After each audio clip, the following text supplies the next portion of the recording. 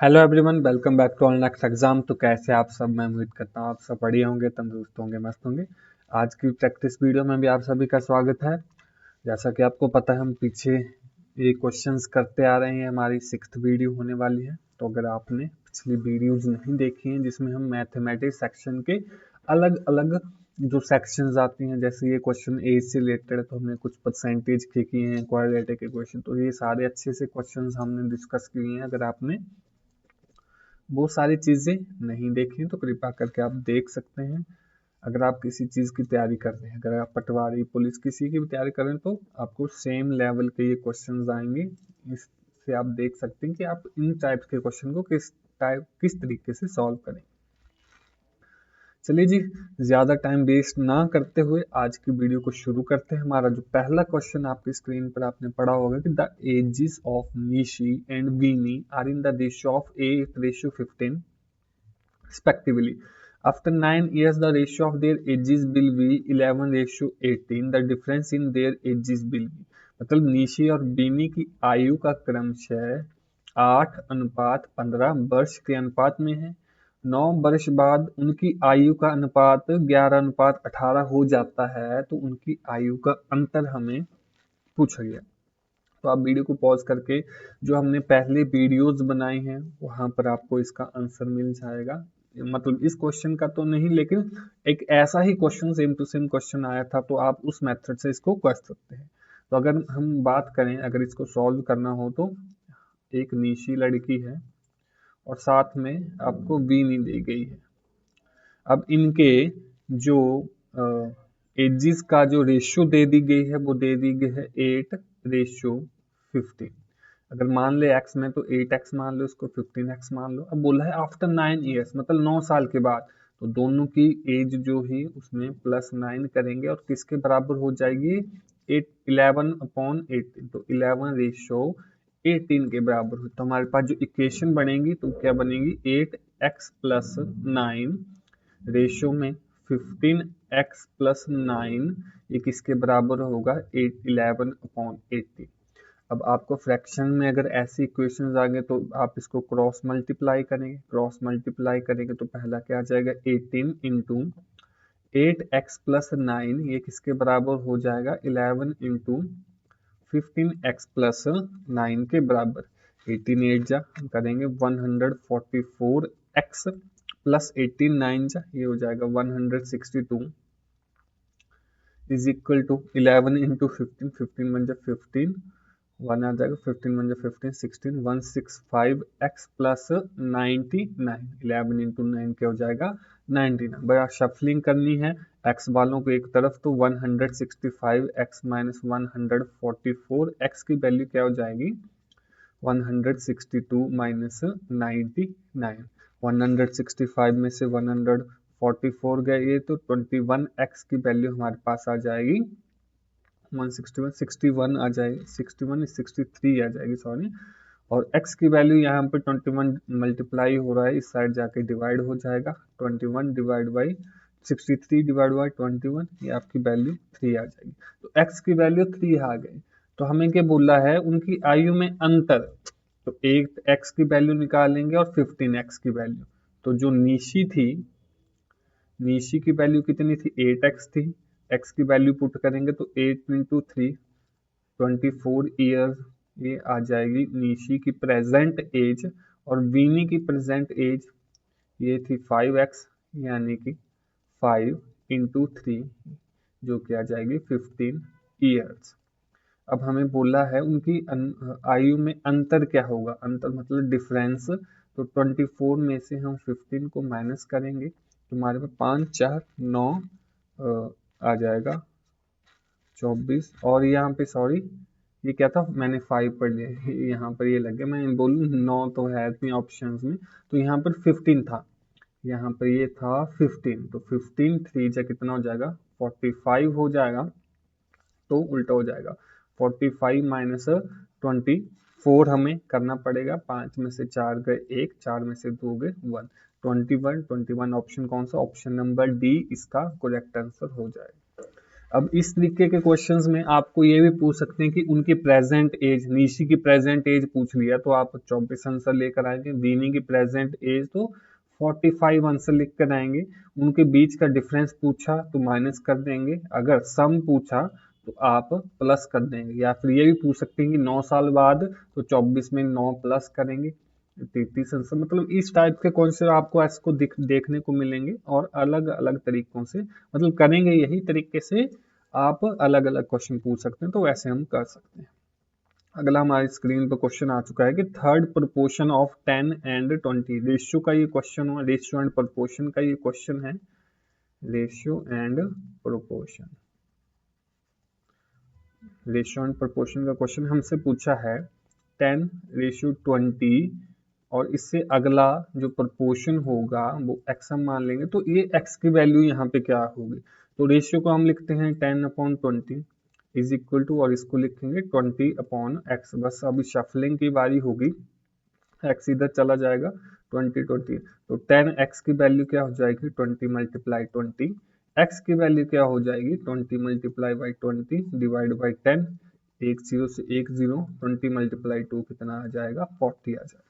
तो इन क्वेश्चंस में क्या करते हैं, थर्ड प्रोपोर्शन 1 10 देख लिया, 20 देख लिया, तो आंसर में 30 करके आते हैं, जो कि गलत होता है। राइट आंसर कौन सा, ऑप्शन नंबर डी। और इसको करने का तरीका ऐसा होता है, और बचपन में आपने ऐसा पढ़ा होगा कि P रेशो Q और प्रोपोर्शन में Q रेशो R, तो P की वैल्यू यहाँ पर 10 थी, Q की वैल्यू यहाँ पर 20, फिर Q की वैल्यू 20 और R की वैल्यू कितनी हो जाएगी 40। तो ऐसे प्रोपोर्शन में चलते हैं, और अगर आपको 3 टर्म्स दे दी गई हैं तब भी आप इसी तरीके से क्वेश्चंस को सॉल्व करेंगे।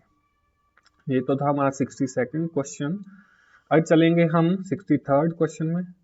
इसमें बोला है in an examination 94% candidate pass and 144 failed, तो टोटल हमसे पूछें कि how many candidates appeared in the examination, मतलब कोई एग्जामिनेशन हो रहा है उसमें से 94% जो कैंडिडेट स्टूडेंट्स थे वो पास हो गए और जो 6% जो बाकी बचे वो फेल हो गए। तो जैसा कि मैंने बताया आपको, जो क्लास होगी उसमें 100% स्टूडेंट्स होंगे, 100% किसी क्लास में स्टूडेंट्स होंगे, उसमें से 94% स्टूडेंट्स जो थे वो क्या हो गए, पास हो गए। तो बचे हुए 94 बचे, टोटल 6% जो थे वो क्या हो गए, फेल। लेकिन ये 6% यहाँ पर नहीं बताया, इस 6% की वैल्यू कितनी बताई है 114 बताई है। तो यहाँ से हम 1% की निकाल सकते हैं, 1% क्या हो जाएगा 114 डिवाइड बाई 6, और हमसे पूछा टोटल, तो 1% की इतनी हो गई, 100% की वैल्यू कितनी हो गई 114 डिवाइड बाई 6 मल्टीप्लाई हम करेंगे 100 के साथ, तो 6 1 जा 6 और यहाँ पे क्या आ गया 5 आ गया, और 6 9 जा 54 क्या आ जाएगा हमारे पास, यहाँ पर मैंने क्या किया 114 डिवाइड बाई 6 1 लगा, और यहाँ पे 1900 हमारे पास आंसर आया 1900, कौन सा, ऑप्शन नंबर सी में राइट आंसर हो जाएगा। इसी तरीके से अगर मैं आपको ये क्वेश्चन दूं कि 144 नहीं है, हम जो फेल जो है 6% की जो वैल्यू है वो कितनी है 144 है, 140 नहीं है 144 है। तो अगर इस तरीके का क्वेश्चन होगा तो कैसे करेंगे, आप वीडियो को पॉज करें और सॉल्व करने की कोशिश करें। मैं उम्मीद करता हूं कि आपने वीडियो पॉज करी होगी। अगर इसका निकालना होगा तो 1% की वैल्यू वैसे निकालेंगे 144 डिवाइड बाई 6, और 100% की वैल्यू क्या आ जाएगी 144 डिवाइड बाई 6 मल्टीप्लाई बाई 100। तो 6 से इसको उड़ाएंगे, 6 दूनी 12, 2 आ गए 24, तो ये 2400 आ जाएगा, मतलब टोटल स्टूडेंट्स फिर 2400 हो जाएंगे अगर 6% की वैल्यू उतनी। तो इस तरीके से क्वेश्चन अलग अलग करते हैं एग्जामिनर, अलग अलग टाइप्स के आपको वैल्यूज चेंज करके दे देंगे। तो आपने जो बेसिक मेथड आपको पता है वो अगर आपको पता होगा तो आप इजीली क्वेश्चंस को कर पाएंगे। अगला जो क्वेश्चन है हमारा सिंपल इंटरेस्ट से है। क्वेश्चन कहता है कि how much simple interest will 2000 earn in 18 months at 6% per annum, यानी कि 6% प्रति वर्ष की दर से 18 महीनों में 2000 रुपए का साधारण ब्याज कितना होगा। हम बोला है how much simple interest will be, simple interest कितना होगा, तो हमसे सिंपल इंटरेस्ट की वैल्यू पूछी है, ये 2000, ये हमारे पास प्रिंसिपल मूलधन कितना दे दिया गया है, 2000 दे दिया है।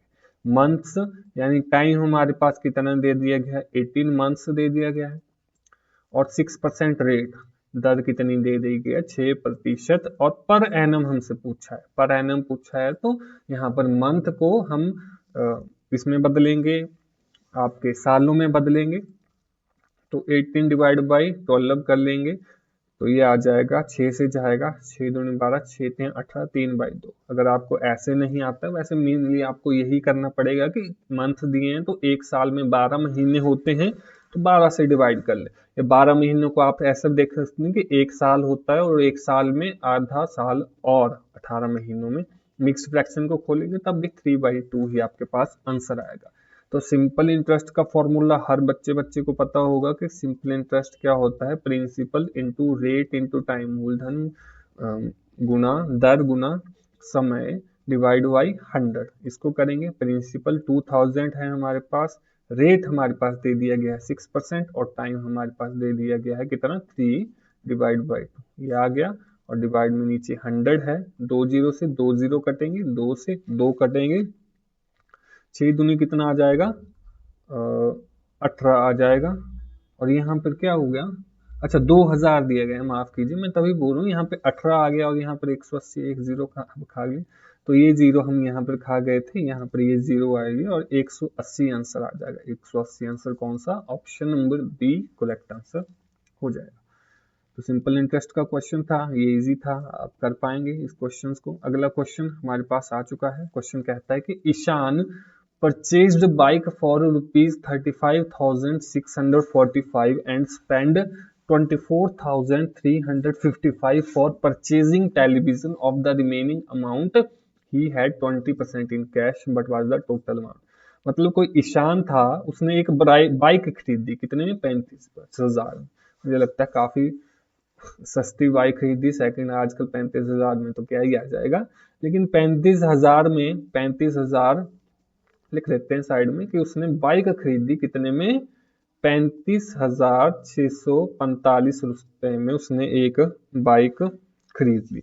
उसके बाद बोला है कि उसने एक क्या खरीदा, टेलीविजन, कितने में, 24,355। तो उसने एक टीवी खरीद लिया कितने में, 24,355 में उसने टीवी खरीद लिया। अब बोल रहा है कि इसके बाद भी उसके पास 20% कैश बच गया, इसके बाद भी उसके पास 20% मतलब रिमेनिंग कैश, रिमेनिंग जो कैश था वो बच गया इसके पास 20%। तो हमसे पूछा इन तीनों वैल्यूज को प्लस करेंगे तो क्या वैल्यू हमारे पास टोटल आएगी। तो सबसे पहले तो इनको प्लस कर लेंगे, 35,645 और 24,555, 5 5 10, 4 1 5 5 10, 6 1 7 3 10, 6 4 10, 3 1 4 5 6, कितना आ गया ये, 6 लाख। मतलब 6 लाख क्या आया क्या, ये 35,000 और 6, हाँ जी, हमारे पास क्या वैल्यू 60,000 आई, माफ करें, यहाँ पर वैल्यू कितनी आई, 60,000, 60,000 हमारे पास यहाँ पर वैल्यू आई। 35,645 हमारे पास दो चीजें, उसने बाइक और टीवी जो है वो 35,000, और उसके बाद भी उसके पास 20% कैश बच गया। तो इक्वेशन कुछ इस तरीके से बनेगी। तो टोटल कैश ले लेते हैं हम हमेशा की तरह, एक्स को याद करेंगे, टोटल जो हमारा क्या बच गया, टोटल जो हमने लिया वो एक्स ले लिया, तो एक्स में से, टोटल में से हम 60,000 को माइनस करेंगे तो हमारे पास 20% बच जाएगा उसी एक्स का। क्या करें, फिर से देखेंगे क्वेश्चन को कि टोटल में से हमने बाइक और टीवी को हटा दिया तो हमारे पास जो टोटल था उसका 20% जो था वो बच गया। अब इसके बाद सिंपल कर सकते हैं, तो x minus 60,000 is equal to क्या हो जाएगा, 20% ऑफ x, यानी कि 20 डिवाइड बाई 100 ऑफ x। 0 से 0 कटेगी, 2 का पहाड़ा पढ़ेंगे, 5 से जाएगा, क्या बन गई equation, x minus 60,000 is equal to 1 divide by 5x, यानी x डिवाइड बाई 5 कर लेंगे, ये कर लेंगे। अब एक्स वाली टर्म यहाँ पर भेजेंगे और माइनस वाली यहाँ पे, तो ये प्लस की वैल्यू वहां पर जाके क्या बन जाएगी, x minus x divide by 5 की वैल्यू हो जाएगी 60,000। यहाँ पर एलसीएम लेंगे तो 5x minus x divide by 5 की वैल्यू 60,000 बन गई। और यहाँ पर 5x माइनस यानी 5x माइनस ये हमारे पास आ गया कितना, 5x माइनस एक्स, ये हमारे पास 4x की वैल्यू, और ये यहाँ के जाकर मल्टीप्लाई हो गया, 6 पंजे 30 आ गया, और कितनी 4 जीरो लगी हैं, 1 2 3 4, ये क्या बन गया 3 लाख। तो x की वैल्यू 3 लाख भाग 4 क्या बन जाएगा, 4 से अगर हम पहाड़ा पढ़ेंगे 4 सते 28 हो जाएगा, तो यहाँ आ जाएगा 4 पंजे 20, और कितनी जीरो यहाँ पे 3 जीरो, क्या आ जाएगा 75,000 हमारे पास आंसर आ जाएगा, 75,000 हमारे पास आंसर। कौन सा option, option number C correct answer हो जाएगा। मतलब उसके बाद जो टोटल x की वैल्यू जो हमने मानी थी, टोटल वैल्यू यहाँ पर देख सकते हैं आप, वो कितनी आ गई, 75,000 रुपए आ गई, और हमसे टोटल ही पूछी गई थी, यानी कि उसने उस 75,000 में से कितना 35,645 जो था वो उसने बाइक पर उड़ा दिया, टीवी पर 24,355, और जो बचा था वो इसमें ऐड किया हमने, और 75,000 ये निकल गया। तो चलिए जी इसी तरह अगले क्वेश्चन की तरफ चलते हैं। अगला क्वेश्चन हमारा मेंसुरेशन का क्वेश्चन है।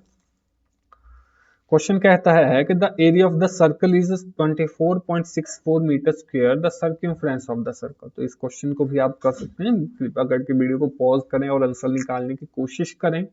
अगर मैं बताऊं the area of the circle, तो सर्कल का एरिया आपको पता होगा, एरिया ऑफ सर्कल जो होता है वो होता है पाई आर स्क्वायर के बराबर, पाई आर स्क्वायर, और पाई आर स्क्वायर की वैल्यू हमारे पास दे दी है 24.64। जब पाई की वैल्यू क्या होती है 22 divide by 7 into R square की वैल्यू हो गई हमारे पास 24.64। जब शफलिंग करेंगे तो आर स्क्वायर की वैल्यू हो जाएगी 24.64 डिवाइड बाई 24 नीचे आ जाएगा और 7 यहाँ पे मल्टीप्लाई हो जाएगा। अगर 22 से उड़ाएंगे ये तो 22 1 जा 22, 2 चला गया यहाँ पे पॉइंट लग गया, फिर से 2 से, और यहाँ पे 4, और यहाँ पे 2 से, ये 1 से जाएगा और ये 2 से जाएगा, तो 1.12 आ जाएगा, 1.12 मल्टीप्लाई 7 आ जाएगा आर स्क्वायर की वैल्यू। 7 दूनी 14, एक कैरी गया, 7 एकम 7, एक 8 बन गया पॉइंट, और 7 एकम 7 क्या बन गया 7.84, और स्क्वायर वाली वैल्यू उससे पता होगा आपको कि 7.84 जो होता है, जो आपका 28 का स्क्वायर होता है, 28 का स्क्वायर क्या होता है 7.84, तो 7 ये आ जाएगा 2.8, आर की वैल्यू कितनी आ जाएगी 2.8। अब आगे सिंपल है, सर्कमफ्रेंस का अगर आपको फॉर्मूला पता नहीं है तो सर्कमफ्रेंस वैसे सभी को पता होना चाहिए कि सर्कमफ्रेंस का जो फॉर्मूला होता है वो कितना होता है 2 पाई आर। जब आर की वैल्यू इसमें पुट करेंगे तो 2 into 22 divide by 7 into R होता है 2.8। 7 से उड़ाएंगे तो 21 7 चौके 28.4, ये आ जाएगा 44 मल्टीप्लाई बाई 0.4, 4 चौके 16, एक कैरी गया 4 चौके 16, एक 17, ये आ जाएगा 17.6, 17.6 नहीं 17.60 मीटर है। तो कौन सा option, option number C correct answer हो जाएगा 17.60। अगर आपको फॉर्मूला आता है तो सीधा पुट करके आप आंसर निकाल सकते हैं। अगला क्वेश्चन करेंगे। अगला क्वेश्चन कहता है कि 10 sheep and 5 goat were brought for rupees 6,000। हमें बोला है कि 10 शीप्स हैं, 10 शीप प्लस 5 गोट्स की जो हमारे पास वैल्यू है वो कितनी है 6,000 है। If the average price of a sheep is 450, find the average price of goat. हमें बोला है रुपए के लिए 10 भेड़ और 5 बकरियां लाई गई 6,000 में।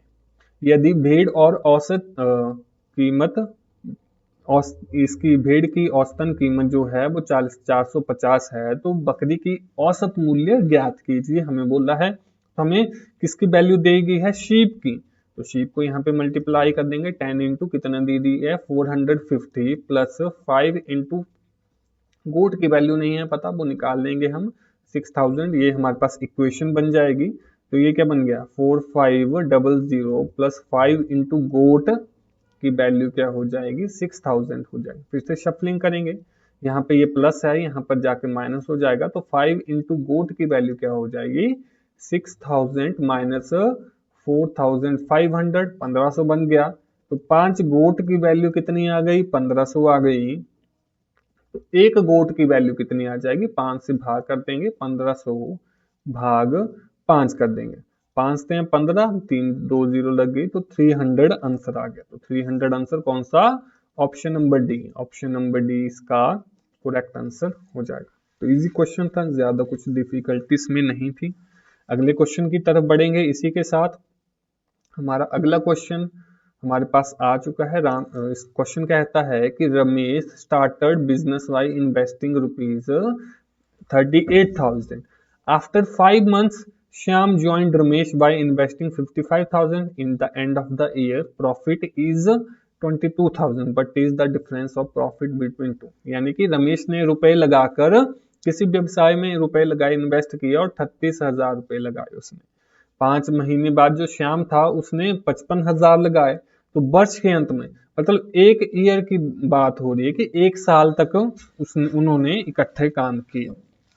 तो जो रमेश था, सबसे पहले रमेश आया, रमेश ने पूरे साल के लिए यानी एक साल के लिए काम किया, मतलब इन्वेस्ट किया, और उसने 38,000 रुपए लगाए थे। उसी तरह श्याम ने उसके 5 महीने बाद, 5 महीने मतलब इसने 12 महीने अगर काम किया, मतलब काम करने से मैं मतलब समझा रहा हूँ कि 12 महीने इसने अगर पैसे लगाए, तो उसने 12 माइनस 5, ये क्या होगा 7 महीने इसने पैसे लगाए। श्याम ने 7 महीने पैसे लगाए, तो कितने लगाए 55,000 पैसे लगाए, और इसमें प्रॉफिट जो हुआ वो प्रॉफिट दोनों को कितना हुआ 22,000 का। तो आपने बताना है कि what is the difference of profit between two, मतलब उन दोनों के बीच के डिफरेंस बताना, प्रॉफिट बताना। तो कैलकुलेशन इसमें काफी ज्यादा होगी, तो हम ये कर लेंगे। सबसे पहले रमेश का निकालेंगे कि रमेश ने 38,000 रुपए लगाए कितने 12 महीनों के लिए। उसी तरह श्याम ने 55,000 रुपए लगाए कितने 7 महीनों के लिए। अगर इसको सॉल्व करेंगे तो 3 जीरो से तो 3 जीरो कट जाएगी, 38 इंटू 12 करेंगे तो 456 आएगा, और 55 इंटू 7 करेंगे तो 385 आएगा। इनकी रेशियो बन गई। अब जो प्रॉफिट हुआ वो हुआ 22,000 हुआ। अगर इन दोनों को अगर हम प्लस करेंगे तो 456 प्लस 385, जो इनकी रेशियो होगी 5 5 10 1 11, और 8 1 9 5 14, और 4 4 1 8, 841 में से इसका कितना था 456, क्या हो जाएगा 456 841 में से, और इसका प्रॉफिट 385 कितने में से 841 में से।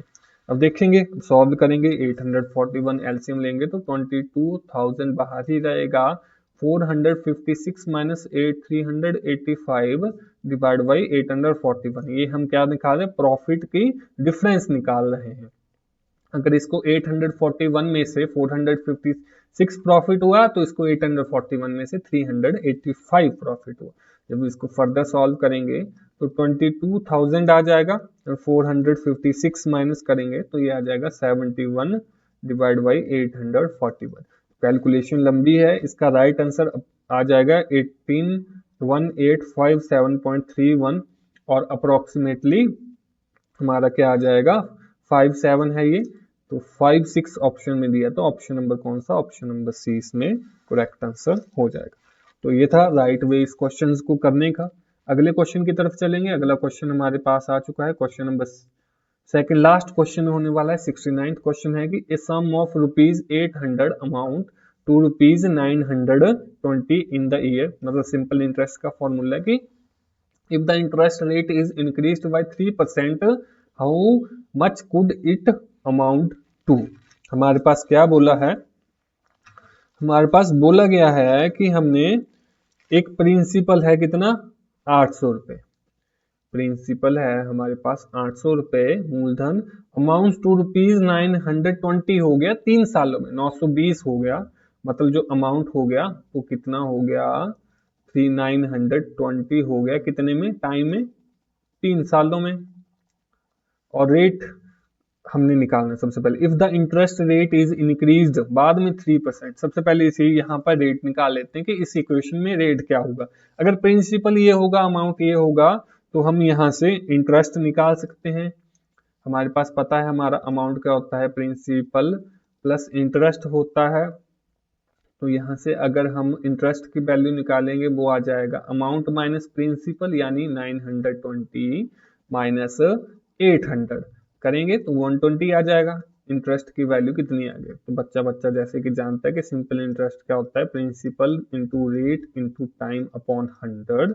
प्रिंसिपल हमारे पास 800 है, रेट हमने निकालना है, टाइम हमें दिया गया है कितना 3 साल भाग 100, और सिंपल इंटरेस्ट अभी निकाला हमने 120 के बराबर होता है। जब शफल करेंगे इसको तो 120 मल्टीप्लाई बाई 100 आ जाएगा, और नीचे 800 मल्टीप्लाई 3 की वैल्यू जो है वो रेट के बराबर होगी।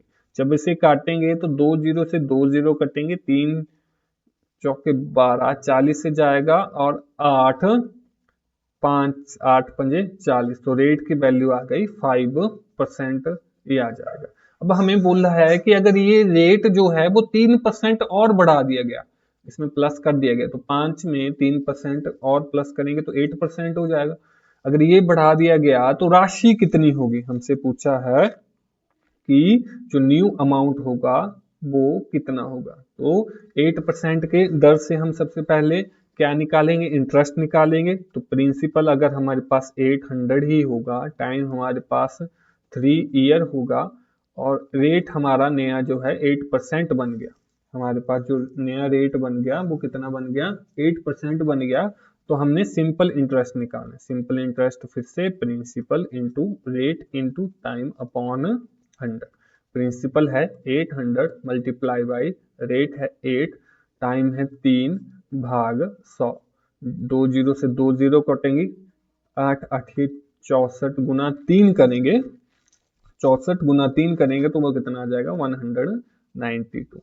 192 क्या आया, ये इंटरेस्ट आया। तो अमाउंट पूछा है हमसे, अमाउंट हमारा होता है प्रिंसिपल प्लस इंटरेस्ट, प्रिंसिपल है 800, इंटरेस्ट है 192, 2 9 9 9 2 2, कौन सा option, option number B right answer कहलाएगा इसका।